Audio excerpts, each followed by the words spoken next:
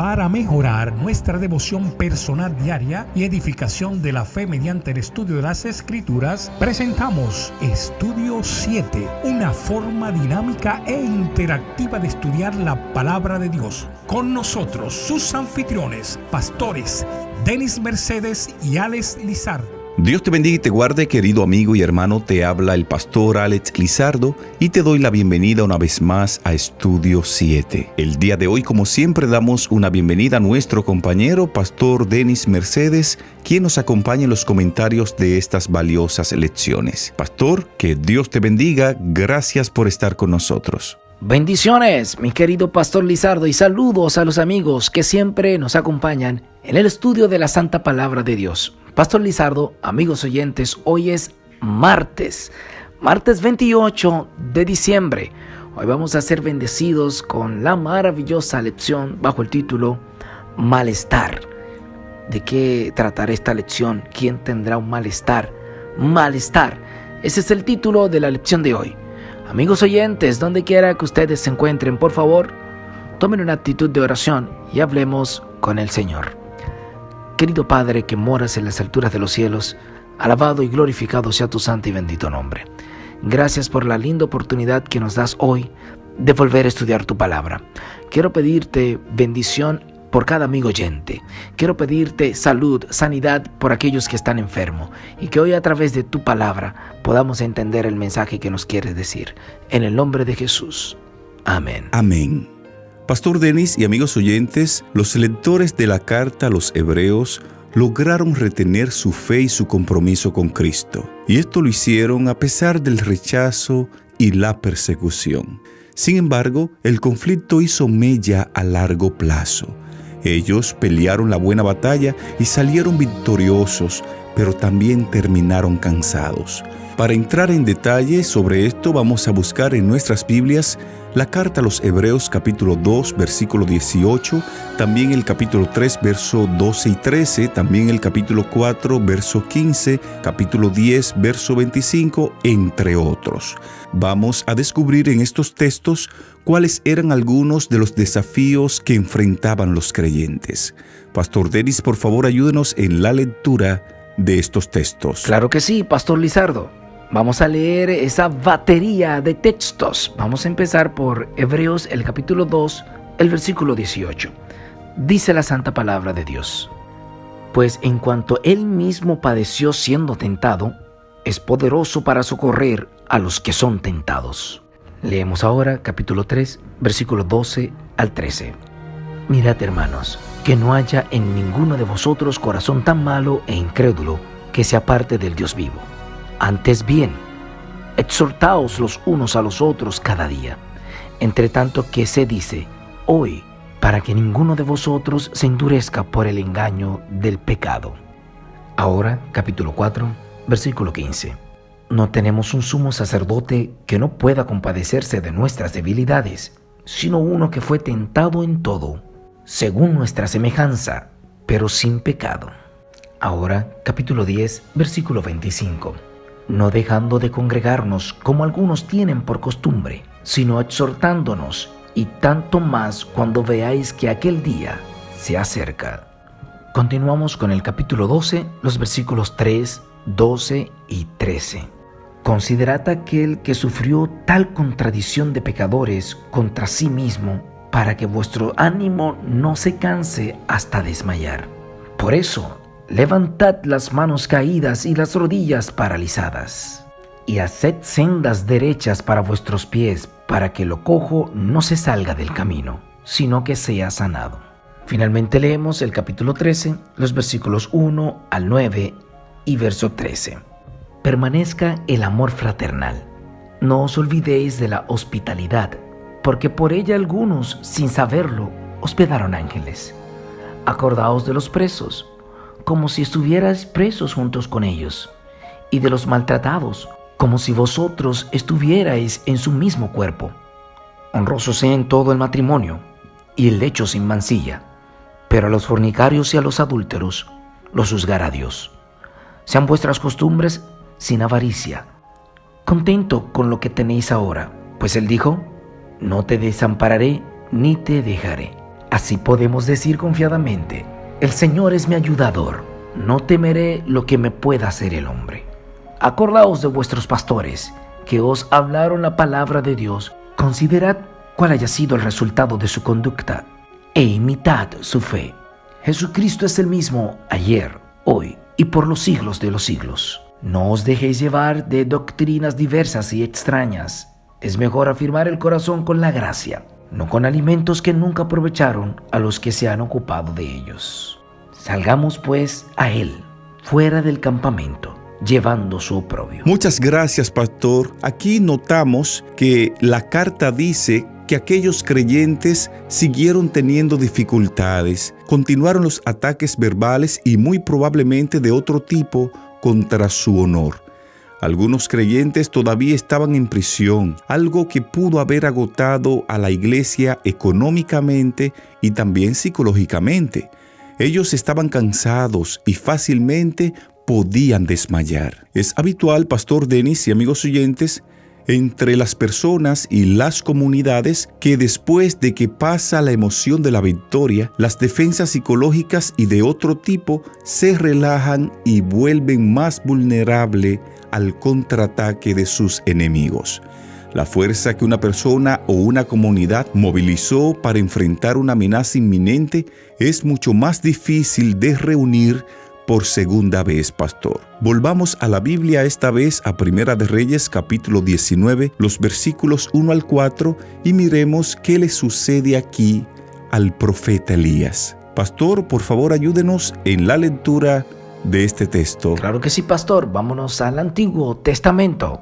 Vamos a leer a Primero de Reyes, el capítulo 19, los versículos 1 al 4. Dice la santa palabra de Dios: Acab dio a Jezabel la noticia de todo lo que Elías había hecho y de cómo había matado a espada a todos los profetas. Entonces envió Jezabel a Elías un mensajero para decirle: traigan los dioses sobre mí el peor de los castigos, si mañana a esta hora no he puesto tu persona como la de uno de ellos. Viendo Elías el peligro, se levantó y se fue para salvar su vida. Al llegar a Beerseba, que está en Judá, dejó allí a su criado. Luego de caminar todo un día por el desierto, fue a sentarse debajo de un enebro. Entonces se deseó la muerte y dijo: basta ya, Jehová, quítame la vida, pues no soy yo mejor que mis padres. Muchas gracias, pastor. En estos textos notamos que el profeta Elías temía que la reforma iniciada en el Carmelo no durase, y esto hizo que la depresión se apoderara de él.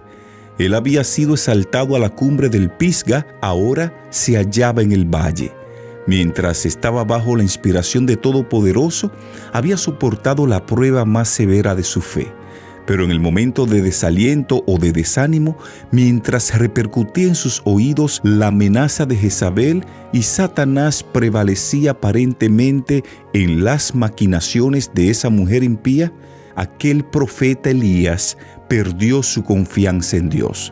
Había sido exaltado en forma desmedida y la reacción fue tremenda.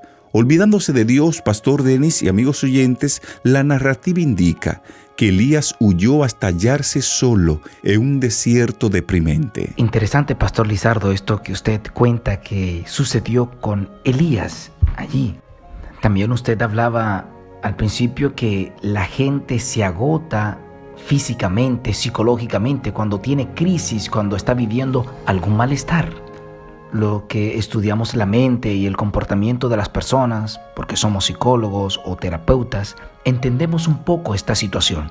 No sé si los amigos oyentes alguna vez se hayan dado cuenta de que después de una gran victoria hay unos niveles que bajan en el ser humano y tienden a deprimirse. Note usted, Elías acababa de tener una gran victoria frente a los profetas de Baal, pero ahora estaba deseando la muerte. ¿Por qué no recordó esos hechos y creyó en el Señor? Usted leía una cita ahorita, Pastor Lizardo, de que él se había olvidado de Dios, que el temor se había apoderado de él. Es la cita de Profetas y Reyes en la página 107.